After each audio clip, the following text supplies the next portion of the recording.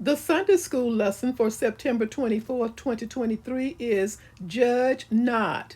John chapter 8, verses 1 through 11, and verses 56 through 59. To the viewers and subscribers, welcome to my channel, The Backstory. I am Audrey. If you are new here, please notice the agenda. I will share the backstory, read the lesson text, and offer a brief lesson summary. The backstory. Let's begin. The events and teachings recorded in John 7 and 8 occurred during one of Jesus' visits to Jerusalem for the Festival of Tabernacles. John chapter 7, verses 1 through 2. God instituted this festival for two reasons. First, it was a time of thanksgiving during the season of the olive and fruit harvest, the September-October time frame. Second, it was a time to remember deliverance from slavery in Egypt, Leviticus chapter 23, verses 33 through 44. As something of an object lesson, many who celebrated this festival would live in tents or tabernacles outside the city to reenact the 40 years that the Israelites had lived in tents while wandering in the wilderness. Then they all went home. John chapter 7, verse 53, closes the day before the events considered in the first half of this lesson. The second half of this lesson begins in John chapter 8, verse 56. In John chapter 8, 12 through 55, not in our printed text, Jesus responded to questions from a crowd of both lay people, some who believed him, others who did not, and Pharisees. Of particular interest to the following episode are the conversational threads about being Adam's descendants. Despite the Jews' confidence that they were Adam's family, Jesus declared that their own actions revealed them to be children of the devil. John chapter 8, verse 44. No crowd would respond well to being called children of the devil, and this crowd was no different. They went so far as to claim Jesus must be demon possessed, to think that if Adam and all the rest of the prophets died, Jesus' own followers would not. Chapter 8, verses 52 through 53.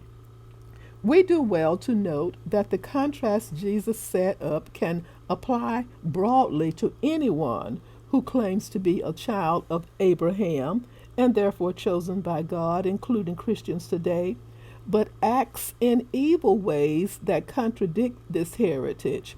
Neither Jesus' words here nor anywhere else justify violence against Jews, past or present. Verse 1. But Jesus went to the Mount of Olives. Verse 2. At dawn he appeared again in the temple courts, where all the people gathered around him, and he sat down to teach them. Verses 3 through 4. The teachers of the law and the Pharisees brought in a woman caught in adultery. They made her stand before the group and said to Jesus, "Teacher, this woman was caught in the act of adultery." Verse 5. In the law, Moses commanded us to stone such women. Now, what do you say? Verse 6. They were using this question as a trap in order to have a basis for accusing him.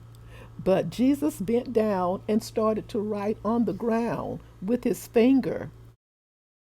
Verse 7. When they kept on questioning him, he straightened up and said to them, "Let any one of you who is without sin be the first to throw a stone at her." Verse 8. Again, he stooped down and wrote on the ground. Verse 9. At this, those who heard began to go away one at a time, the older ones first, until only Jesus was left, with the woman still standing there. Verse 10, Jesus straightened up and asked her, Woman, where are they? Has no one condemned you? Verse 11, No one, sir, she said. Then neither do I condemn you. Jesus declared, Go now and leave your life of sin. Verse 56, Your father Abraham rejoiced at the thought of seeing my day. He saw it and was glad. Verse 57, You are not yet 50 years old, they said to him, and you have seen Abraham.